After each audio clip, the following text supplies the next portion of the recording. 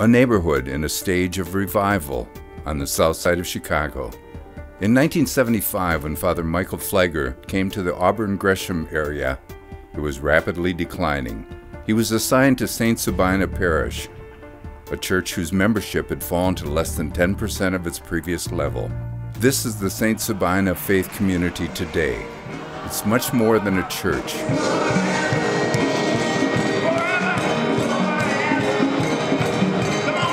It's a movement. It's an inspiration. It is the parish of Father Pfleger, who has been here since his ordination to the priesthood in 1975. I ask you to lift up your hands and open up your mouths and begin to just worship. Come on, we got to... Father Pfleger is a social justice minister inspired by Martin Luther King Jr.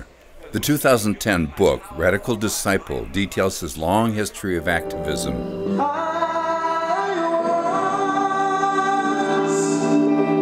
This Sunday service is a strong demonstration of Father Pfleger's social justice ministry in action. Earlier in the week, a young man from the neighborhood was killed by gun violence 2 blocks from the church.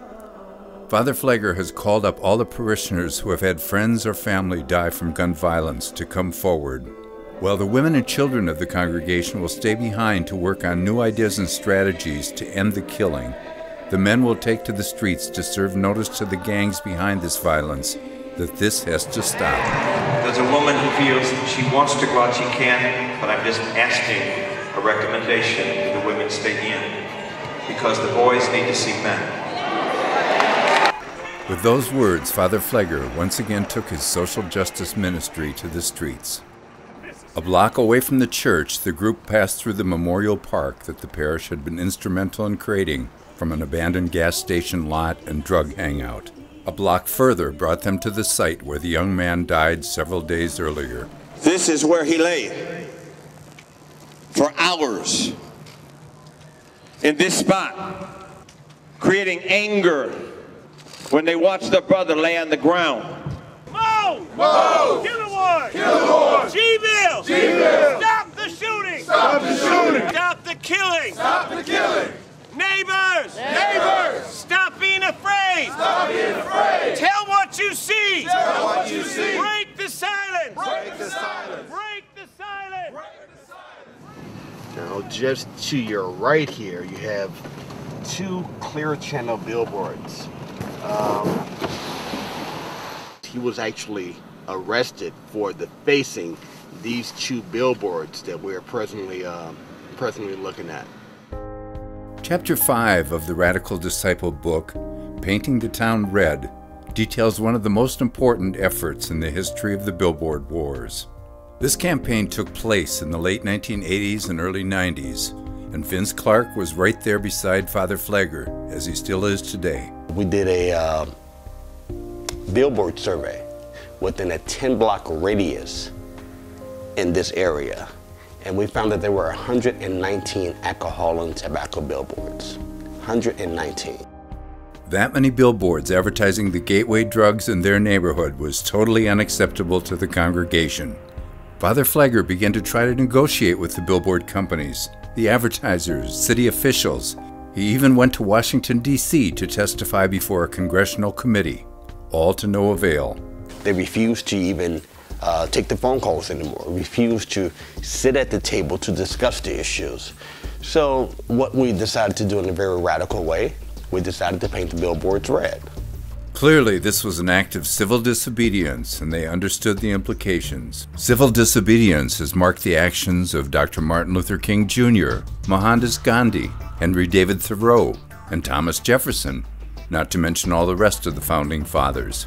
In 1990, when Father Pfleger, Vince Clark, and a small group began their campaign, billboards were unregulated, so they grew like weeds on vacant lots everywhere.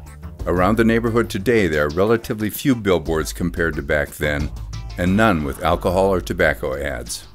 As the campaign developed, Clark came up with efficient and sophisticated methods to get the job done. We are not condoning this action.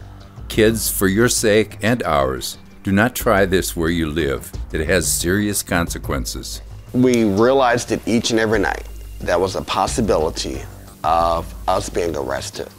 But once again, there was a bigger cause.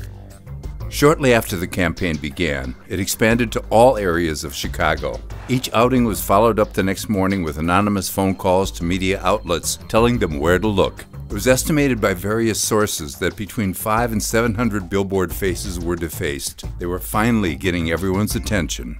And then it happened. Father Pfleger was arrested for defacing these boards on this spot, about 5 blocks from the parish. At the time, there were 3 boards here owned by Gateway Outdoor. Clear Channel wasn't even in the outdoor advertising business at the time. Gateway representatives caught the crew and called the police, who later arrested Father Pfleger at the parish. The arrest never really slowed down the effort.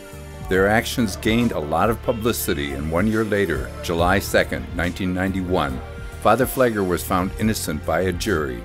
His defense was the classic necessity defense. He reasonably believed that his conduct was necessary to avoid a greater injury than that which might have reasonably resulted from his conduct. The alcohol and tobacco billboards did not immediately go away, but they were clearly in retreat.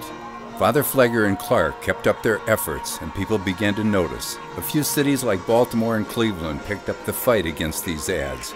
By the end of the decade, cigarette ads were banned nationally on all billboards, and alcohol billboards are regulated in certain areas. Through the efforts of the folks at St. Sabina Faith Community, billboards are now registered and regulated in Chicago, and thousands of illegal billboards have come down. What happened here is strong testimony to what a community can do when it decides to take a stand.